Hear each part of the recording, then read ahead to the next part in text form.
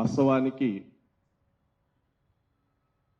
ఎంఆర్పిఎస్ పేరిట 30 సంవత్సరాల నుండి జరుగుతున్న ఉద్యమం ఏదైతే ఉందో, ఎంఆర్పిఎస్ నాయకుడు ఏమంటాడంటే 59 కులాల్లో ఒక మాల కులం మాత్రమే వ్యతిరేకిస్తుంది, 58 కులాలు నాతో ఉన్నాయని. మాట్లాడే మాటలన్నీ కూడా అబద్ధపు మాటలు. ఒకవేళ మనం వర్గీకరణ జరిగిన తర్వాత రెల్లి గ్రూప్ కావచ్చు, మాదిగ గ్రూప్ కావచ్చు, మాల గ్రూప్ కావచ్చు, ఆది ఆంధ్ర ఈ గ్రూప్స్ కావచ్చు, మాదిగ గ్రూప్లో ఉన్నాయి మొత్తం 17-18 కులాలు ఉమ్మడి రాష్ట్రంలో చెప్తున్నా.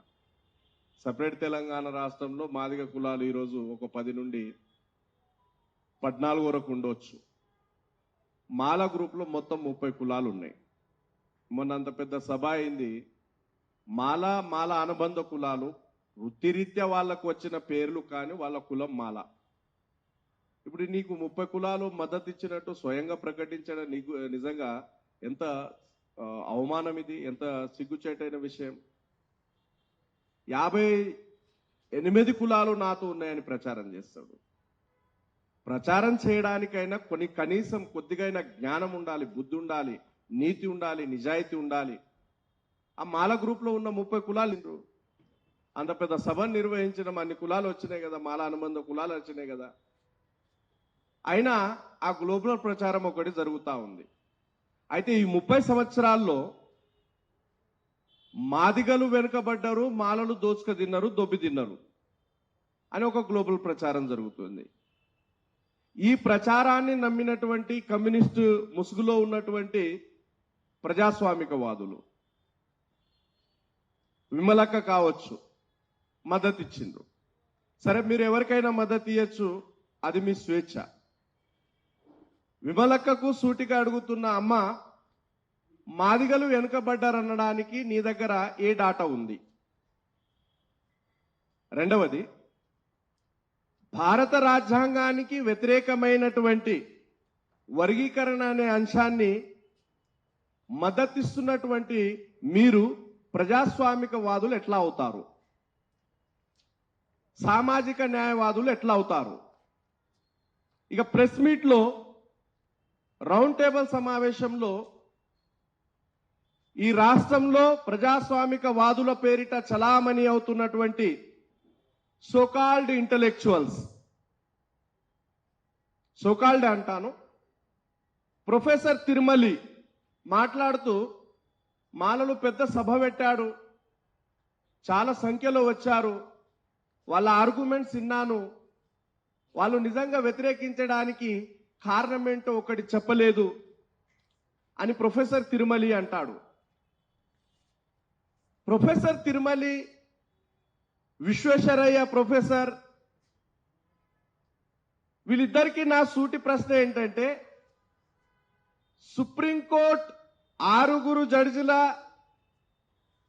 సలహాలు, సూచనలు, సుప్రీంకోర్టు చరిత్రలోనే ఎప్పుడు కూడా ఇటువంటి వింత సంఘటనలు జరగలేదు. సుప్రీంకోర్టు ఆల్వేస్ జడ్జిమెంట్స్ ఇస్తుంది. రాజ్యాంగానికి లోబడి, రాజ్యాంగ చట్టాలకు లోబడి సుప్రీంకోర్టు జడ్జిమెంట్ ఇస్తూనే వచ్చింది. కానీ భారతదేశ చరిత్రలో మొట్టమొదటిసారి 6 న్యాయమూర్తులు కలిసి రాష్ట్రాలకు, దేశ ప్రజలకు సలహాలు, సూచనలు ఇచ్చింది.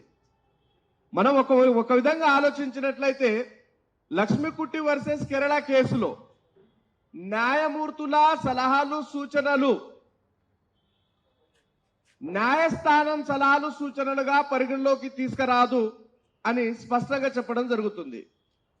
అదే లక్ష్మీకుట్టి వర్సెస్ కేరళ ఈ కేసులో రాజ్యాంగం ఆయా శాఖలకు కేటాయించిన విధులకు న్యాయస్థానాలు జోక్యం చేసుకోరాదు. ఆర్టికల్ 338 క్లాస్ 9 ఎస్సీ కమిషన్ దృష్టికి తీసుకురాకుండా రాష్ట్ర ప్రభుత్వమైన, కేంద్ర ప్రభుత్వమైన ఎస్సీ కులాల విషయంలో ఎటువంటి జోక్యం చేసుకోరాదు. రాజ్యాంగం ఒక శాఖకు పూర్తి స్థాయిలో అధికారాలు ఇచ్చినప్పుడు ఆ అధికారాల్లో జోక్యం చేసే అధికారం న్యాయస్థానానికి లేదు అని లక్ష్మీకుట్టి వర్సెస్ కేరళ కేసులో అదే సుప్రీంకోర్టు చెప్తుంది కదా.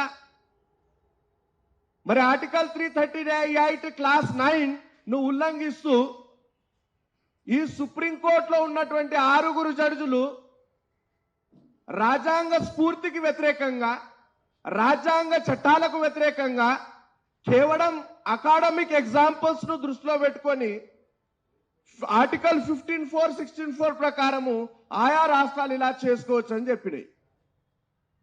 ఇప్పుడు ఈ సోకాల్డ్ మేధావులు ఒకవేళ ఆ సుప్రీంకోర్టు ఇచ్చినటువంటి 500 పేజీల ఆ గైడ్ లైన్స్ ను ఒకవేళ చూసినట్లయితే ఈ దేశంలో ఉన్న ఏ ఒక్క ఎస్సీ కులాలకు న్యాయం చేసేది కాదది. సుప్రీంకోర్టు ఆ 6 న్యాయమూర్తుల ఇంట్రెస్ట్ ఏమిటి అని మొత్తం ఆ ఫ్రేమ్ ను మనం చూసినట్లయితే, ఆ 6 న్యాయమూర్తుల యొక్క సలహాలు సూచనలు చూసినట్లయితే క్రిమిలేయర్ ఆ కేసులో మాండేటరీ కాదు, క్రిమిలేయర్ గురించి చర్చ జరిగింది. ఆ కేసులో ఎస్టీలు పార్టీ కాదు. ఆ కేసు ఎవరిది? Devender Singh versus state of Punjab కు సంబంధించింది. కృష్ణమాదిగకి కేసుకు సంబంధం లేదు. ఈ కేసులో ఎస్టీలు పార్టీలు కానప్పటికీ ఎస్టీల వాదనలు వినకుండా, ఎటువంటి ఆర్గ్యుమెంట్స్ వినకుండా ఎస్టీలను కూడా పార్టీ చేయడం జరిగింది. పోనీ మిగతా కులాలకు న్యాయం చేసే విధంగా ఉన్నదంటే రిజర్వేషన్ కు టైం బాండ్ విధించాలని చెప్తుంది. రిజర్వేషన్ కు టైం బాండ్ విధించడమే కాదు, రిజర్వేషన్ ఒకే జనరేషన్ కొనసాగాలని చెప్తుంది. రాజ్యాంగ చట్టాలకు లోబడి సుప్రీంకోర్టు పనిచేయాల్సి ఉంటే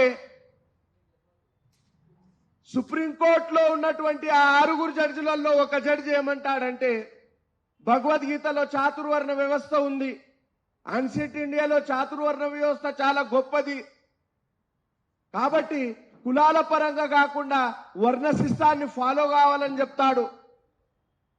ఇది సుప్రీంకోర్టు జడ్జి ఇచ్చేటటువంటి తీర్పా, సలహానా, సూచననా? మహాభారతాన్ని రెఫరెన్స్ తీసుకుంటాడు. సుప్రీంకోర్టు దేని మీద పనిచేయాలి?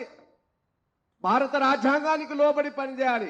Supreme court is not supreme, constitution is supreme. రాజ్యాంగానికి వ్యతిరేకంగా మహాభారతాన్ని రెఫరెన్స్ తీసుకుంటూ, భగవద్గీతను కోట్ చేసుకుంటూ వర్ణ వ్యవస్థ చాలా గొప్పది కాబట్టి వర్ణ వ్యవస్థ ప్రకారం ఇవ్వాలని అంటాడు. అక్కడనే ఆగాడా? అక్కడ ఆగలేదు. మళ్ళా రిజర్వేషన్ యొక్క క్రైటీరియా ఎకనామిక్ క్రైటీరియాగా మార్చాలన్నారు. ఇప్పుడు ఈ సోకాల్డ్ ఇంటెలెక్చువల్స్ కు నేను ప్రశ్నిస్తున్నా, అసలు మీకు రిజర్వేషన్ యొక్క డెఫినేషన్ నిజంగా అర్థమైతే, రిజర్వేషన్ యొక్క భావన మీకు అర్థమైతే, ప్రొఫెసర్ తిరుమలి అయినా, ప్రొఫెసర్ విశ్వేశ్వరయ్య అయినా, ఈ సోకాల్డ్ జర్నలిస్ట్ విఠల్ అయినా, పృథ్వీరాజ్ అయినా, అయ్యా మీరు రాజ్యాంగ భావనకు వ్యతిరేకంగా అగ్రవర్ణ పేదలకు రిజర్వేషన్లు కల్పించడం జరిగింది. రిజర్వేషన్ యొక్క భావన ఏంటి? రిజర్వేషన్ యొక్క మూలం ఏంటి అంటే రాజ్యాంగ యొక్క స్ట్రక్చర్ కు భిన్నంగా ఆ తీర్పు ఇవ్వడం జరిగింది. 10% ఈడబ్ల్యూఎస్ రిజర్వేషన్ ఇచ్చారు.